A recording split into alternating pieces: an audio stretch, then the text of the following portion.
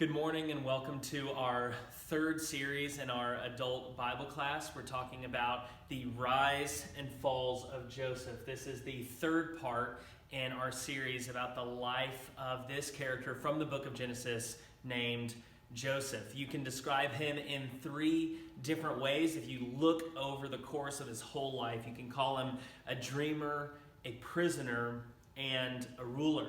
Just as a little bit of an overview for the past 2 weeks, we talked about how Joseph goes through many risings and fallings in his life. He will prosper in the house of his father, and then circumstances will turn bad really quickly, and he will be exiled from his father's house. He'll be sold into slavery and be a prisoner. Then, when he's serving in the house of Potiphar, again, he'll rise to power. He'll be given authority and influence, and God will be with him. But then he's falsely accused, and he falls again. And his falls aren't necessarily due to some sort of wickedness or sin. He's not much of a deceptive character. We don't see huge moral failings, but we do see that he's naive and he's foolish. He doesn't plan far ahead. He's not very strategic. He'll often do things that you'll think, Joseph, do you see how people are going to react to that? The consequences are not going to be good if you do that. And he'll just kind of rush ahead and foolishly do something that we know is going to turn out bad for him. He doesn't have a lot of foresight. We also saw last week that there are two stories told back to back in the story of Joseph that might seem at first like they have no place together, that they don't really fit together. We see this whole story of Joseph's older brother Judah making these huge moral failings, and we see that he sleeps with his own daughter-in-law because he thinks that she's a prostitute and he doesn't know it. I mean, that's how bad Judah gets. But meanwhile, Joseph is being tempted by Potiphar's wife, and he doesn't succumb to that temptation. He resists it, and he's faithful even though he suffers for it. So what we're seeing throughout the book of Genesis is that the four older brothers, Reuben, Simeon, Levi, and Judah, aren't doing well. We see them have moral failings. We see them making mistakes, and they're kind of on a downward trajectory, while Joseph is showing his righteousness and his moral character and his integrity, and he is facing undeserved suffering. We don't really see a lot of suffering on their end, these four older brothers. We see that they sin and they actually do things that are evil in God's eyes, but Joseph is doing the right thing, but suffering for it, and sometimes suffering in spite of his righteousness. So those stories are placed together to show and highlight, wow, Joseph, man, he's doing the right thing even though he suffers for it. Even though he's falsely accused of crimes he never committed, he's still doing the right thing. This week we are moving to another famous part of Joseph's stories where he interprets dreams for two different Egyptian officials. But as we move into this story, I want to kind of flesh it out and make sure that we see intricate details that might show us how God is providing for Joseph even in the midst of great difficulty. God is providential. He is overabundant and generous to Joseph, and perfectly timing details so that Joseph is in the right place at the right time. And when we see those intricate details of this story, we begin to see what God is up to. We're not looking at these details just for mere information. We want to know what God is up to in Joseph's life so that we see what God is up to in our lives.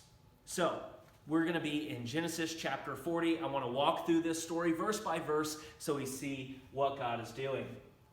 First, we read this in Genesis chapter 40. Sometime later, the cupbearer and baker of the king of Egypt offended their master, that is Pharaoh, the king of Egypt. He was angry with his two officials, the chief cupbearer and the chief baker, and put them in custody in the house of the captain of the guard in the same prison where Joseph was confined.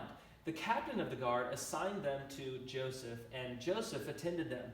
After they had been in custody for some time, each of the two men, the cupbearer and the baker of the king of Egypt, who were being held in prison, had a dream the same night, and each dream had a meaning of its own. Now, we'll speculate in a moment as to why or how these two officials offended Pharaoh, but for now, I want you to notice a few details that often go unnoticed.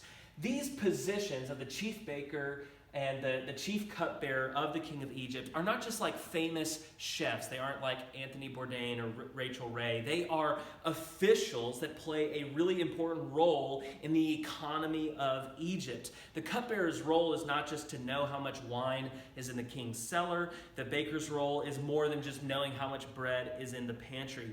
These two men are officials over the whole economy of food. It's like an ancient version of the FDA. These men were in important and powerful and influential positions, higher ups in the Egyptian court. And that means that these political officials, because these were political and economic officials, they offended their master, their fellow politician and leader, Pharaoh. Now, obviously, Pharaoh isn't just like an elected politician. He is the king, the monarch. But that still means we're seeing a political scandal. We're seeing a political issue in the Egyptian empire. Also, I want you to notice that they are put in custody in the house of someone called the captain of the guard. In chapter 39, we found out that that is Potiphar. Potiphar is the captain of the guard. So when Joseph is put in charge of this prison by the warden of the prison, he is under the authority of Potiphar. And we find out in verse 4 that the captain of the guard, that's Potiphar, assigned these two very important political officials to Joseph. And Joseph was the one who attended them. This is kind of crazy when you think about it, because Potiphar put Joseph in prison in the first place under a false allegation that he had abused Potiphar's wife. So the fact that Potiphar is still doing this might be a tiny hint from the authors that Potiphar knew that Joseph was innocent. Why would you reward someone who you thought slept with your wife? You wouldn't do that unless you knew deep down that Joseph was innocent. This is actually strikingly similar to Pilate, who knew that Jesus was innocent, but still crucified him under false allegations. Joseph, again, is suffering even though Potiphar knows that he's innocent. Now, we find out that these two officials, these two very politically important figures, have a dream on the same night, and they're both very disturbed. When Joseph came to the officials the next morning, he saw that they were dejected. So he asked Pharaoh's officials who were in custody with him in his master's house, "Why do you look so sad today?" "We both had dreams," they answered, "but there is no one to interpret them." Then Joseph said to them, "Do not interpretations belong to God? Tell me your dreams." So the chief cupbearer told Joseph his dream. He said to him, "In my dream I saw a vine in front of me, and on the vine were 3 branches. As soon as it budded, it blossomed, and its clusters ripened into grapes. Pharaoh's cup was in my hand, and I took the grapes, squeezed them into Pharaoh's cup, and I put the cup in his hand." Now, we already see here that Joseph is having compassion on fellow prisoners of the king. He asks, "Why are you so sad?" But these Egyptian officials easily could have been his enemies. Think about if you are imprisoned under Pharaoh's authority, you probably have an anger at anyone in charge of you, anyone in higher up positions, because you're suffering, you're innocent, and all these people are going on their merry way, even though you haven't been vindicated, and you're suffering and you're languishing while they're doing just fine. But he still shows compassion and love for them. He can tell these aren't normal dreams. They must be really bothering them. And so he hears they have dreams, and his first response is to interpret them. Again, don't just don't just read these verses and move along to Joseph's interpretations. Think about this. Joseph doesn't show any sign of bitterness towards God. He instantly says, interpretations belong to God. That's his first thought when he sees that these two men have had these dreams. He thinks, these need to be interpreted. They came to you from God, and I'm going to interpret them on God's behalf. I mean, he doesn't say, man, talking about dreams got me in trouble the last time I talked about them. I am keeping quiet. I'm not going to get involved in this situation. He knows that these dreams came from God, and that dreams from God need to be interpreted. And so he's there. He's had dreams from God himself, and he sees it as his responsibility to interpret them. And so he explains what it means. The 3 branches are 3 days. Within 3 days, Pharaoh will lift up your head and restore you to your position, and you will put Pharaoh's cup in his hand, just as you used to do when you were his cupbearer. But when all goes well with you, remember me and show me kindness. Mention me to Pharaoh and get me out of this prison. I was forcibly carried off from the land of the Hebrews, and even here I have done nothing to deserve being put in the dungeon. Now, we've said this a number of times, but we are already seeing Joseph displaying newfound wisdom, foresight, and strategy. The last time that Joseph told dreams, it got him sold into slavery. It ruined his life. But now he's interpreting a dream, and he wants it to save his life. He's strategically pleading for his innocence. He knows he's giving this guy a good interpretation. He knows that this is going to end up well for the cupbearer, but he wants to use that and plan ahead of time and tell him, I have done nothing to deserve this. He knows that he's going to be restored to his position of great influence, and he wants to be remembered. He pleads to this man, do not forget me. Now, the baker overhears this great interpretation, and he thinks, well, I want something like that, so he asks Joseph for an interpretation as well. The chief baker sees that Joseph had given a favorable interpretation. He says to Joseph, I too had a dream. On my head were 3 baskets of bread. In the top basket were all kinds of baked goods for Pharaoh, but the birds were eating them out of the basket on my head. This is what it means, Joseph said. The 3 baskets are 3 days. Within 3 days, Pharaoh will lift off your head and impale your body on the pole, and the birds will eat away your flesh. Now, in 3 days, Pharaoh is going to deliver 2 judgments. But one thing is going to happen, and that is justice. God decreed through these 2 men dreams, and those dreams, if rightly interpreted, will end up in justice for them. And that means that both will receive what is their due. The innocent man will be redeemed. He will be set free and restored to his position because he is innocent. He will be vindicated, but the guilty man will die.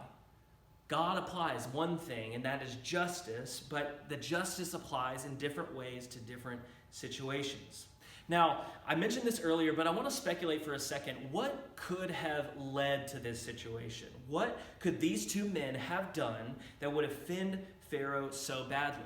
And you might think, well, I mean, ancient kings, they could do whatever they want. They could pull off crimes with impunity. So it doesn't really matter what they did. Kings could be upset. They could be offended over nothing. We don't even need to ask that question. But I think we find out later in this story that this Pharaoh, this Egyptian ruler, is very just and compassionate. We see how he deals with Joseph and Joseph's family. And so this Pharaoh is presented in a very positive light. He seems like a good ruler. So it would be inconsistent for this story to depict him as really unjust and then later really just. I think we need to ask the question, what could have happened to this Pharaoh that he would see the death penalty would be a just punishment for this crime? Now, I think some scholars have actually come up with a very convincing story to fill in the overall narrative that we're reading about. One scholar has suggested that there was a plot to overtake or kill the Pharaoh. Remember that both officials are very high up in the Egyptian government. Remember that they are both in charge of food in some way or another. So some scholars suggest that one of them was plotting to kill Pharaoh by poisoning him with his food, which makes sense because the Pharaoh puts both of them in custody because he couldn't have known which one of them tried to poison him, right? If you have a cupbearer who's responsible for drinks and you have bakers which are responsible for food, then you don't know which one of them was trying to poison you. And they both stood to gain from Pharaoh's demise. They're both high up officials, they're both elites, they're both high up in the court. So they stood to gain if this Pharaoh was killed.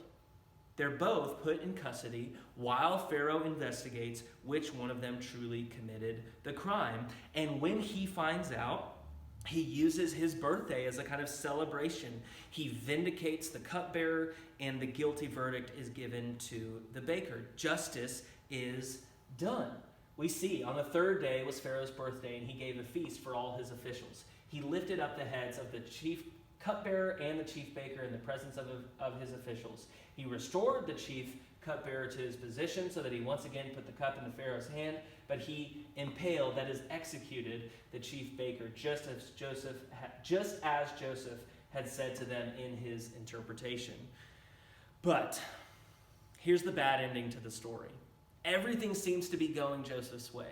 He interpreted the dreams. He was right there at the right time.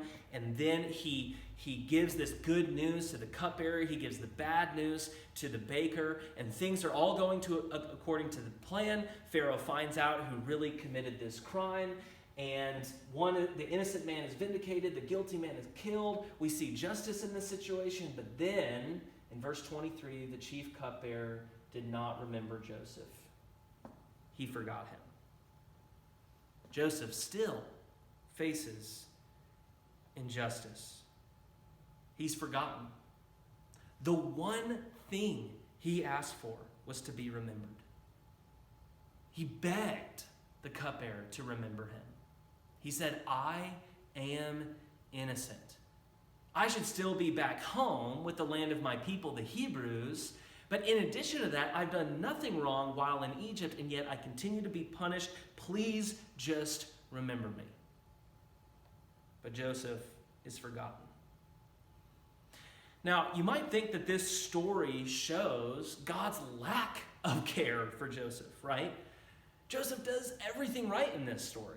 Joseph says interpretations belong to God. He doesn't say anything special about himself. And he thinks that when dreams come from God, they need to be interpreted. God provided him in that very moment to give good news to the cupbearer.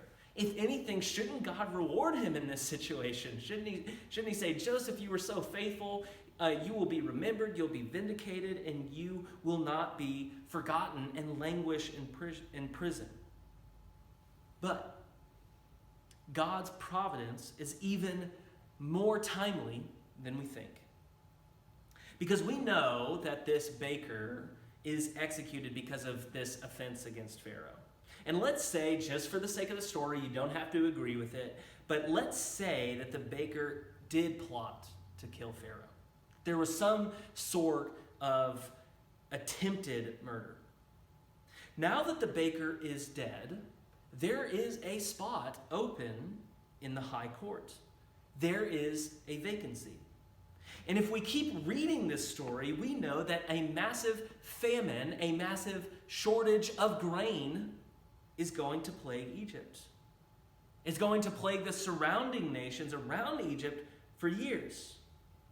In other words, there is going to be a bread shortage right when the Egyptian empire doesn't have a chief baker, someone who administers bread. And right at that time, at the bottom of Pharaoh's dungeon is a man who can interpret dreams and know the future that God reveals to him before it happens. He also happens to be a wise and discerning man who would be really good at dealing with a crisis, maybe even a famine.